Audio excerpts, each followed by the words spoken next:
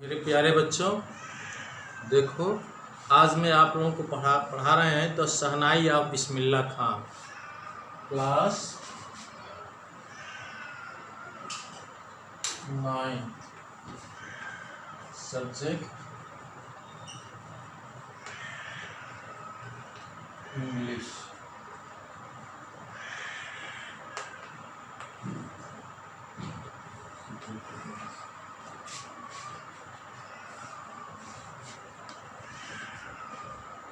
शहनाई एक मधुर संगीतमय वाद्य यंत्र है। यह बहुत इसका धुन बहुत आकर्षक होता है। जब बजती है शहनाई का संगीत बजता है तो आप लोगों को शादी का याद दिलाती है। इसके अतिरिक्त शादी के अतिरिक्त कुछ शुभ अवसर पर भी इसको बजाया जाता है। अब हम लोग द शहनाई ऑफ बिस्मिल्लाह खां के बारे में पढ़ेंगे। बिफोर यू रीड, पढ़ने के पहले कुछ फिगर दिए गए हैं। जैसे अमजद अली खां हैं, सरोद वादक हैं, देख रहे हैं सरोद बजा रहे हैं। बिस्मिल्लाह खां को देख रहे हैं, शहनाई बजा रहे हैं। और जाकिर हुसैन को देख रहे हैं, तबला बजा रहे हैं। बहुत लोग हैं वाद्य बजाने वाले, बहुत लोग हैं। जैसे सितार में पंडित रविशंकर हैं, निखिल बनर्जी हैं, तबला में जाकिर हुसैन है, लतीफ़ खां हैं, बांसुरी में पन्ना लाल घोष हैं, हरिप्रसाद चौरसिया फेमस हैं, बनारस के रहने वाले थे। सरोद में अमजद अली खां हैं, अली अकबर खां हैं। शहनाई तो आज हम लोग पढ़ेंगे ही। शहनाई में बिस्मिल्लाह खां हैं, दयाशंकर और लोग हैं, दयाशंकर जगन्नाथ हैं, अली अहमद हुसैन हैं। वायलिन है, वायलिन में देखो डॉक्टर एन राजन है, विष्णु गोविंद जोग हैं, एल सुब्रह्मण्यम हैं, संगीता राजन है। देखो जिनका फिगर बनाया गया है, वायलिन में देख रहे हैं एल सुब्रह्मण्यम, संगीता राजन देख रहे हैं आप लोग। आप लोगों को कहने के लिए भी क्या है, do you know this people, क्या आप लोग इनको जानते हैं? कुछ बता भी रहे हैं आप लोगों को हम। उसी तरह से बीड़ा बजाने वाले में भी यश बालचंद्रन है, बदरुद्दीन डागर हैं, संतूर बाजन हैं, भजन सुपोरी हैं, शिव कुमार शर्मा हैं। शब्द इस जानना चाहिए आप लोगों को। मृदंग में ठाकुर भीकम सिंह हैं, पालधर हैं, रघु हैं, डॉक्टर जगदीश सिंह हैं। सारंगी में उस्ताद बिंदु खां हैं। ये सब संतूर बजाते हैं, भजन सुपोरी, शिव कुमार शर्मा। अब देखिए ये सरोद वादक हैं, हरिप्रसाद चौरसिया को देखिए बांसुरी बजा रहे हैं। ये फिगर है आप लोगों को। टेक्स्ट तो हम लोग का शुरू हो रहा है। Emperor Aurangzeb banned the playing of musical instrument called pungi in the royal residence, for it had shrill unpleasant sound. Pungi became the generic name for the reeded noisemakers. Few had thought that it would one day be revived. A barber of a family of professional musicians who had access to royal palace decided to improve the tonal quality of the pungi. He chose a pipe with natural hollow stem that was longer and broader than the pungi, and made 7 holes on the body of the pipe. When he played on its closing and opening some of these holes, soft and melodious sound were produced. He played the instrument before royalty. Everyone was impressed. Instrument so different from the pungi had to be given a new name. As the story goes, since it was first played in the Shah's chambers, was played by a nai, barber. English में नाई को barber कहते हैं। The instrument was named the शहनाई. इसका नाम शहनाई कैसे पड़ा? शाह परिवार में, पहले शाह परिवार में एक नाई ने बजाया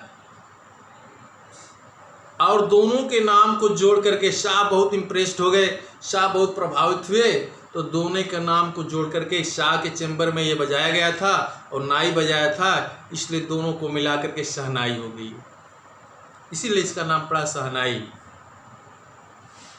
अब मैं आप लोग कुछ मीनिंग लिखा दे रहे हैं, मीनिंग लिखिए।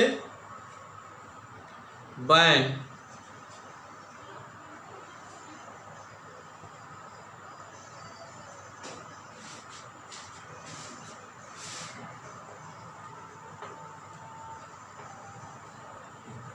प्रतिबंध,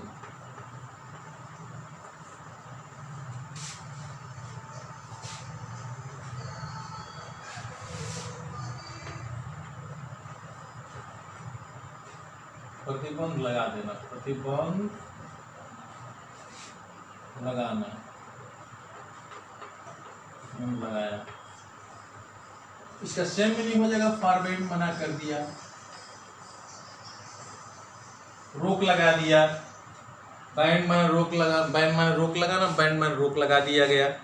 श्रील, तीखी आवाज,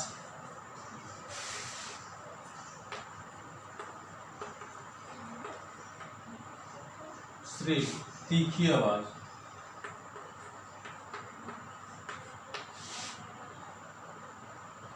तीखी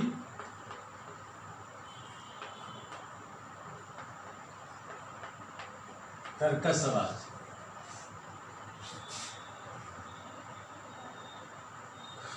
रीड,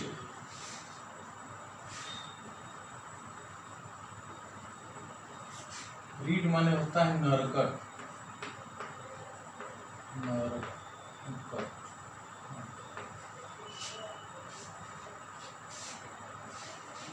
नरकुल भी कहते हैं हमारे गांव में, हम लोग के नरकट बोलते हैं। लड़के कलम बनाते हैं, इसके कलम बनाते थे, इसको बजाते थे हम लोग, बजाया जाता है, इसको फाड़ करके नरकट होता है। एक्सेस,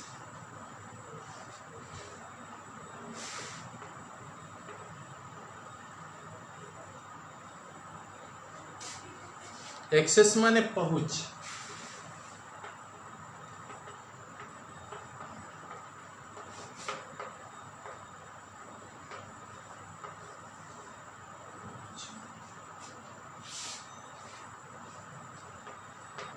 अप्रोच होता है, सेम मीनिंग अप्रोच।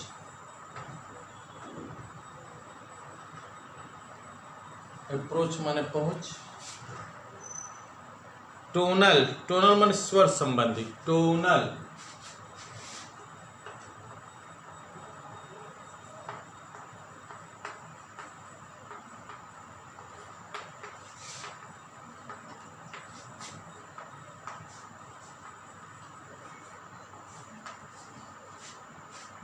मीनिंग है टोनल माने स्वर संबंधी। मेलोडियस, मेलोडियस माने होता है सुरीला। रॉयल्टी, राज परिवार के सदस्य, मीनिंग लिख लीजिएगा। ऑस्पिशियस, शुभ। इंडिस्पेंसिबल, अनिवार्य। कंपोनेंट, घटक। इंसेम्बल, वाद्य यंत्रों का समूह। पैटर्नल एंसेस्टर्स माने पिता पक्ष के पूर्वज। टू माने रुचि लेना। इस तरह से माने लिख लीजिएगा, अब हिंदी अनुवाद बताएंगे।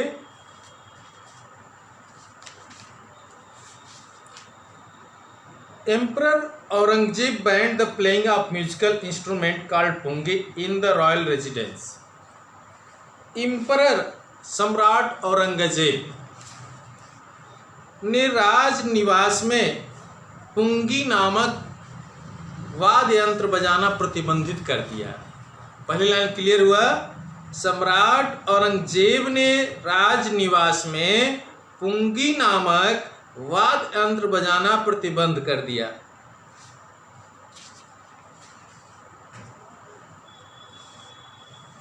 क्योंकि it had shrill unpleasant sound, क्योंकि इसमें आवाज, क्योंकि इसकी आवाज कर्कश और तीखी थी, कर्कश और तीखी थी। पुंगी became the generic name for reeded noise maker। पुंगी नरगट से बने शोर मचाने वाले सभी वाद्य यंत्रों का सामान्य नाम बन गया। पुंगी जो है नरगट की बनी हुई थी, पुंगी नरगट से बने शोर मचाने वाले सभी वाद्य यंत्रों का सामान्य नाम बन गया, जेनरिक नेम बन गया, सामान्य नाम बन गया। Few had thought it be one day be revived। कुछ लोग सोचते थे कि यह एक दिन पुनर्जीवित हो जाएगी। A barber a family, a professional musician, पेशेवर संगीतज्ञ परिवार का एक नाई barber, who had access to royal palace, जिसकी रॉयल पैलेस में पहुंच थी, राजा के यहाँ पहुंच थी। Decided to improve the tonal quality of pungi, pungi के टोनल क्वालिटी को इम्प्रूव करने का डिसाइड किया, पुंगी के अच्छे स्वर को सुधारने का प्रयास किया, निश्चय किया। He chose a pipe with a natural hollow stem that was longer and broader than the pungi। गुणवत्ता, उसने प्राकृतिक खोखले तने का एक पाइप चुना जो कि पुंगी से लंबा और चौड़ा था, जो पुंगी से लंबा और चौड़ा था।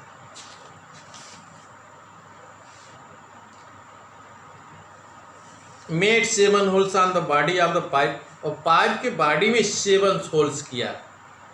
When he played on it, जब वह इसे बचाया, closing and opening some of these holes, soft and melodious sound were produced।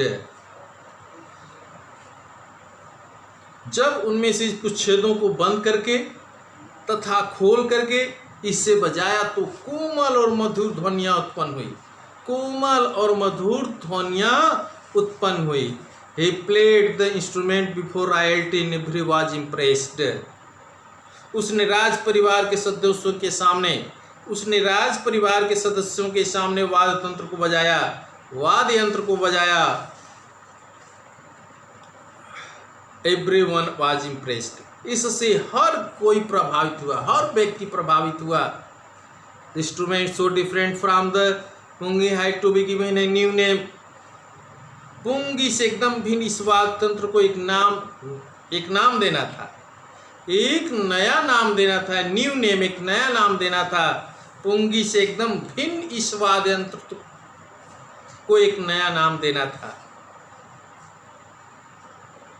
As the story goes, जैसे कथा कही जाती है, कथा चलती है, कथा कही जाती है। Since it was the first played in the Shah chamber, क्योंकि ये पहली बार शाह के परिवार में, पहली बार शाह के कक्षों में बजाई गई थी। रॉयल चैम्बर, शाह के चैम्बर में बजाई गई थी। वाज प्लेड बाय ए नाई बार्बर, तथा एक नाई के द्वारा बजाई गई थी। वाज नेम्ड द शहनाई, इस वाद्य यंत्र को शहनाई नाम दिया गया। शाह के चैम्बर में बजाई गई थी और नाई ने बजाया था, इसलिए इसका नाम शहनाई दिया गया। क्लियर हुआ? स्पष्ट। एक पैरा फिनिश्ड, एक पैरा आप लोगों को पढ़ाए, समझ में आया। दूसरा पैरा देखिए। The sound of shehnai began to considered auspicious, shehnai की आवाज को शुभ माने जाने लगा। The sound of shehnai began to be considered auspicious, shehnai की आवाज को शुभ माने जाने लगा। एंड फॉर दिस रीजन, और इसी कारण से, it is still played in the temples and is an indispensable component of any North Indian wedding। और इसी कारण से इसे आज भी मंदिरों में बजाया जाता है और किसी भी उत्तर भारतीय विवाह का यह अनिवार्य अंग है। नॉर्थ इंडियन वेडिंग, उत्तर भारत में शादी में ये एक अनिवार्य अंग बन गया है। इन द पास्ट, प्राचीन काल में, the shahnai was part of Naubat, or traditional ensemble of 9 instruments found at royal courts। अतीत में, प्राचीन काल में शहनाई, नौबत या राज दरबारों में पाए जाने वाले 9 परंपरागत वाद्य यंत्र समूह का अंग थी।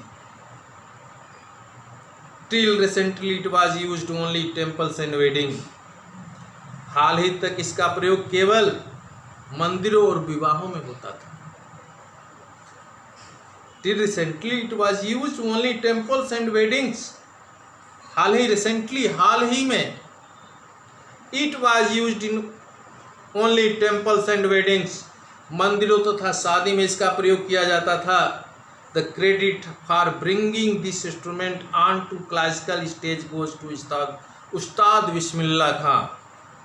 इस वाद्य तंत्र को शास्त्रीय मंच पर लाने का श्रेय उस्ताद बिस्मिल्लाह खां को जाता है।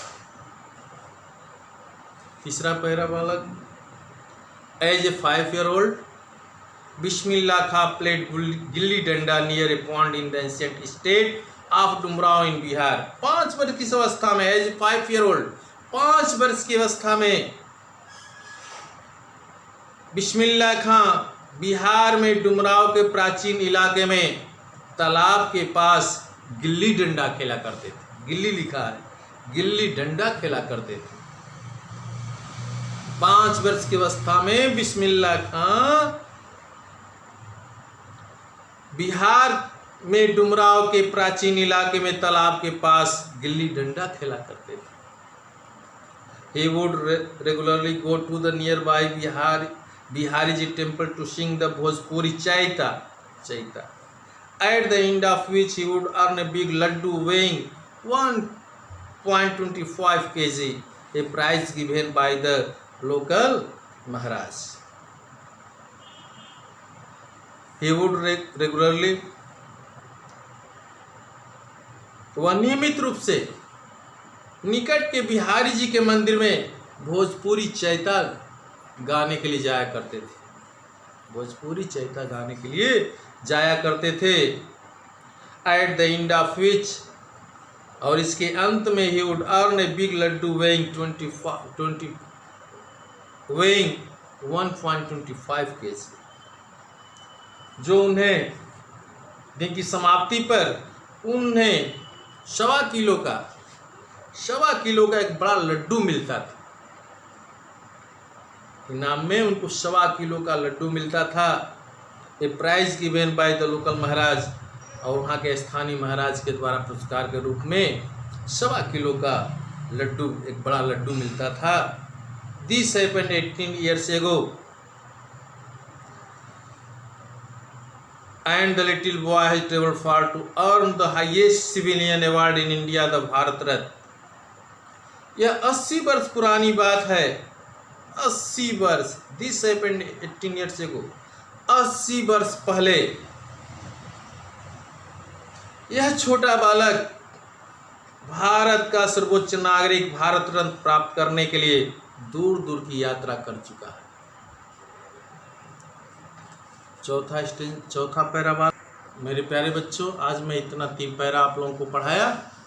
अब इसमें कोई कमेंट हो, कोई वर्ड हो, कोई मीनिंग हो तो कमेंट करके पूछना, मैं बताऊंगा। अर्थ समझ में आया होगा आप लोगों को। किताब भी हेल्प करती है, किताब में भी मीनिंग लिखा हुआ है और मैं बता भी रहा हूँ। और आज इतना ही रहेगा मेरे प्यारे बच्चों। आप लोगों को बहुत बहुत धन्यवाद।